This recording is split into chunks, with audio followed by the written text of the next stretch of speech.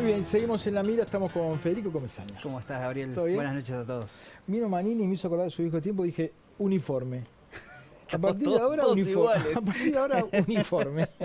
De forma absolutamente fortuita, pero exactamente. Bueno, Fede, ya hablaste el otro día de los impuestos de los cuales el presidente se refirió el 1 de marzo, pero vamos a profundizar un poco más y a tratar de derribar algunos mitos en torno al IRPF y a IAS. Sí, vamos a ver la película más larga. En su momento lo que hicimos fue analizar el impacto que tenía puntualmente las medidas anunciadas por el gobierno, pero sin dudas hay mucho más que se está hablando hoy en día respecto a los impuestos, y en particular los impuestos a la renta. Vale la pena profundizar porque, como veíamos en el programa anterior, y hay mucho mito, mucho relato que está bueno desarticular. Lo hicimos para el gobierno. Hoy quizás el foco esté en algunas de las cuestiones que plantea la oposición respecto al IRPF y cómo comparan algunas cuestiones vinculadas con su propia administración.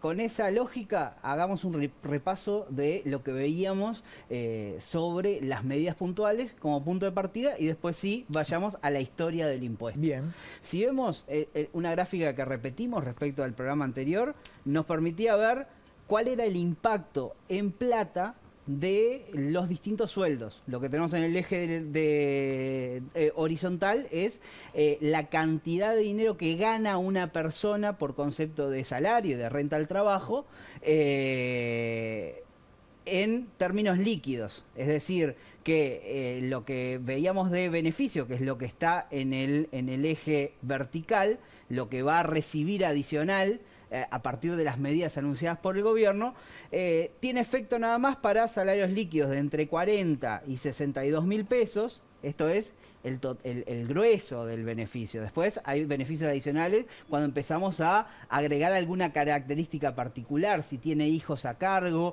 1 o 2, ya empieza a hacer algo más de diferencia. Si a la vez esa persona paga un alquiler o tiene un inmueble que en vez de valerle como era hasta ahora las exoneraciones, $110.000, valió 137, pasa a tener exoneración. Esta es la base. Esta es la base.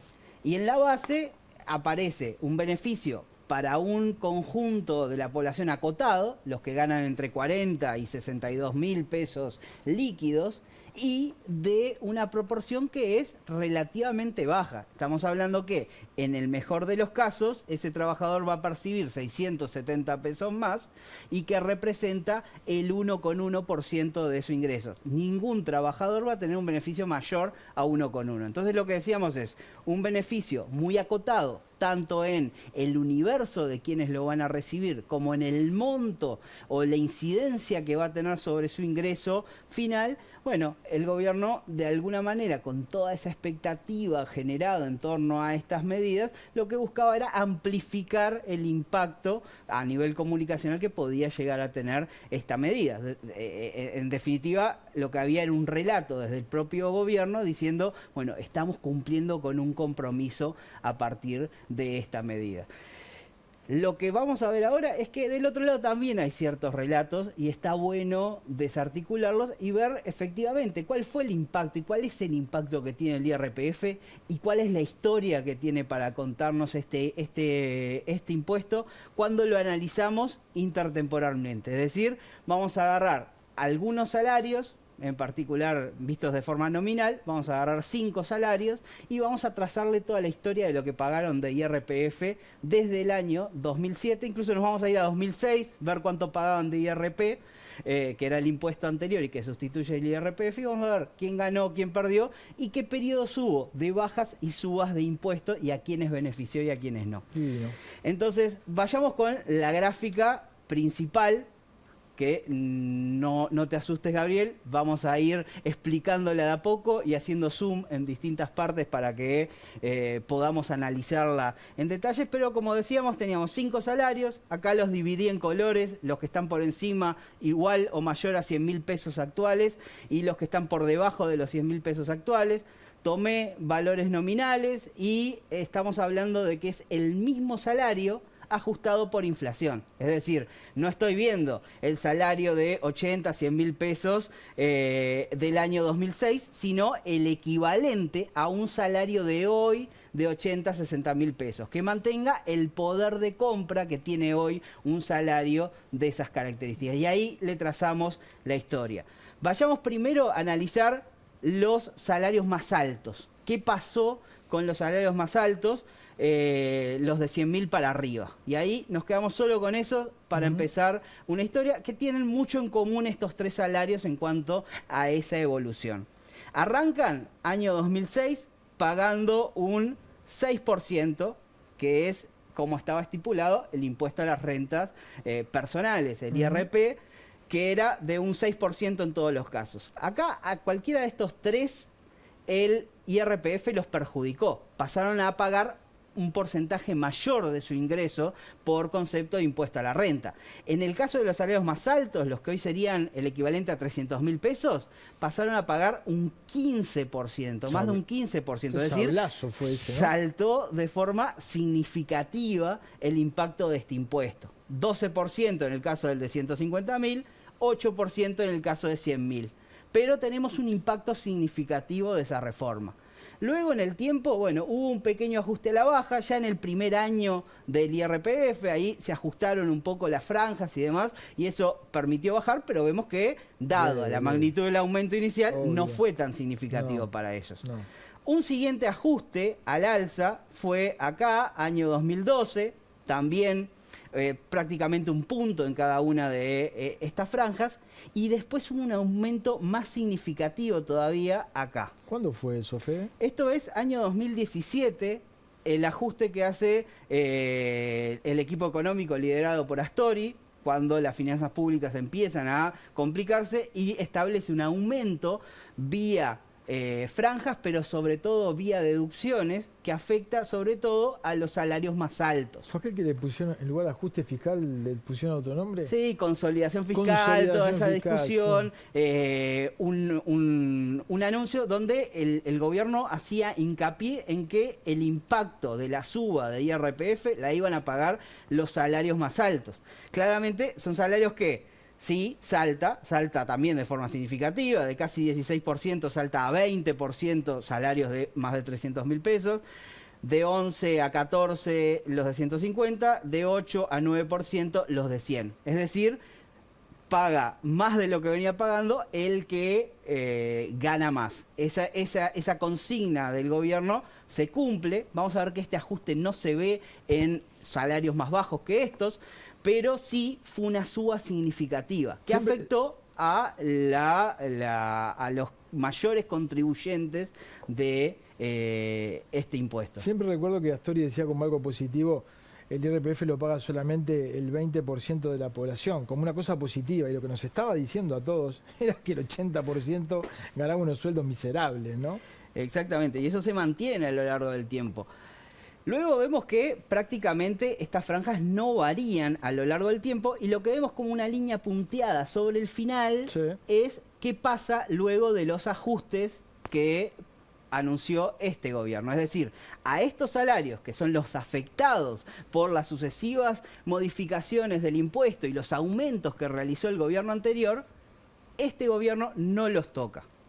Es decir, ni los aumenta ni los baja, y se mantiene su porcentaje de aportación igual que lo que venía siendo con gobiernos anteriores.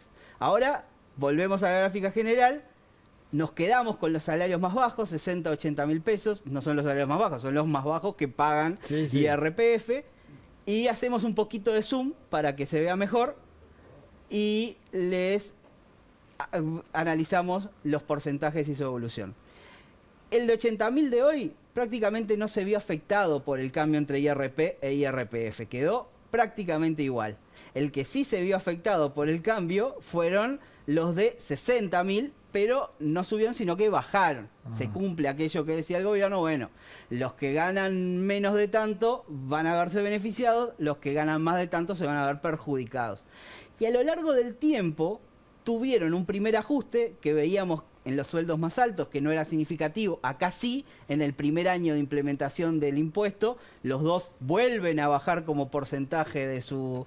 Pero a lo largo del tiempo tiene un único ajuste significativo, que es este de acá, 2011-2012, pero luego no tienen ajustes adicionales.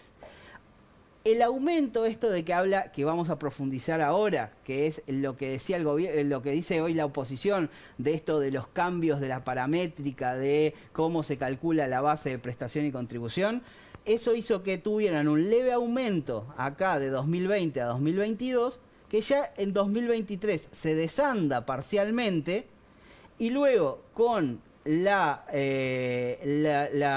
modificaciones planteadas por el gobierno ahora en el discurso del 2 de marzo del presidente, ahora bajan a niveles muy por debajo de lo que estuvieron en los últimos 10 años. Esta subidita ahí es lo que la oposición dice...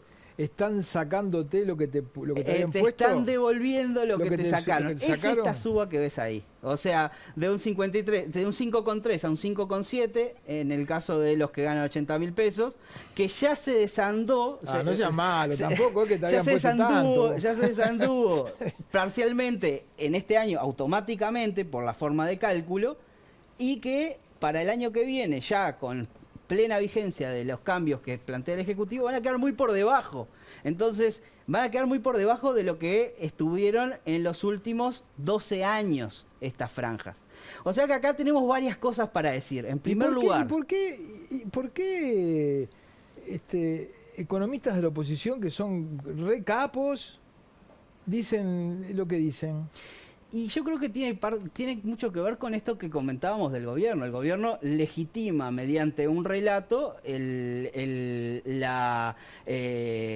su política fiscal a través de estas medidas, amplificándolas. Bueno, la oposición hace lo mismo, pero al revés, amplifica lo que va en... Todos exageran en sentido contrario. En sentido contrario. Qué bárbaro. Y lo que tenemos es esto, es decir...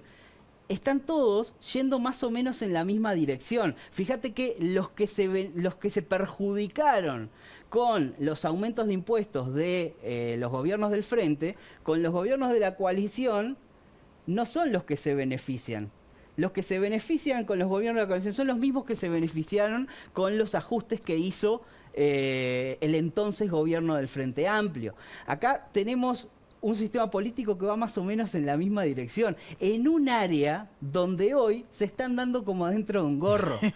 Y sin embargo, lo que tenemos es, por el lado del gobierno, la validación y confirmación de un esquema tributario que en su momento criticó, pero que hoy lo da por bueno y encima lo sigue ajustando con criterios muy similares a los de los gobiernos anteriores. Y tenemos una oposición hoy en día que, bueno, que lo que hizo fue en la misma dirección de lo que está trabajando hoy el gobierno. Y cuando vamos a esa discusión, que es sumamente técnica, entre cómo se ajusta la BPC, veíamos un impacto muy, pero muy marginal. Si lo llevamos a números en un salario de 80.000 pesos, si el gobierno hubiera seguido ajustando la BPC como venía haciendo el gobierno anterior, y que es lo que critica el Frente Amplio, hoy un salario de 80.000 pesos nominales estaría recibiendo 145 pesos más.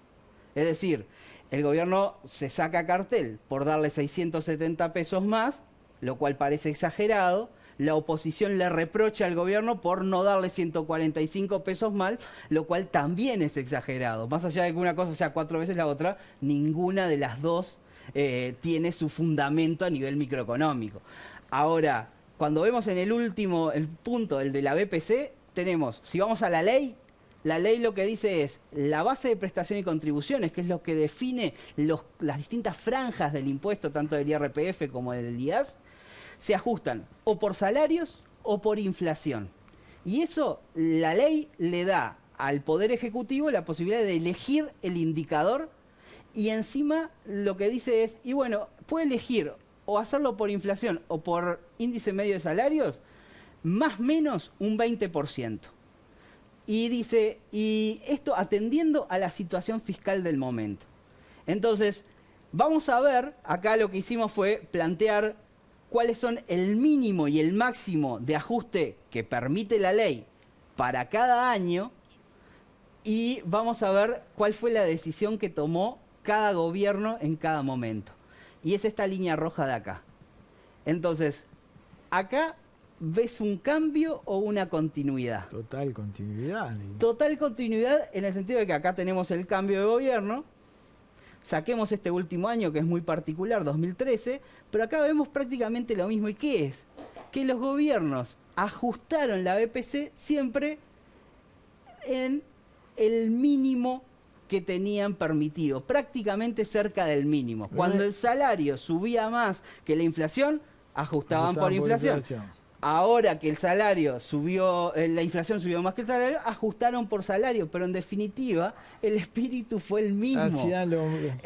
Si la BPC hubiera subido por inflación, que es lo que hizo, si hubiera subido por salario, que es lo que ahora se le reprocha al gobierno actual, la BPC estaría prácticamente al doble de lo que está hoy y el IRPF lo pagarían muchos menos de lo que los pagan hoy. Pero eso generaría un problema enorme a nivel fiscal, que es cómo financiarse el gasto público. Entonces, sea cual sea el criterio de BPC, lo que hay que entender, o por lo menos discutir, es, bueno, ¿dónde es que se le saca a la gente y dónde no para cubrir un gasto público que, bueno, se justifica o no se justifica? Y ahí tenemos esas decisiones diferentes del gobierno, uno u otro pone un énfasis en una cosa o en la otra, pero acá, cuando vamos a los números, hay más continuidades que cambios en todo el espectro político. Lo que le dice el gobierno, lo que le dice la oposición es propaganda y esto es periodismo. Muy bueno, Fede, la verdad, muy bueno. Muchas gracias. Muchísimas gracias. Nos vamos a una tanda, ya volvemos.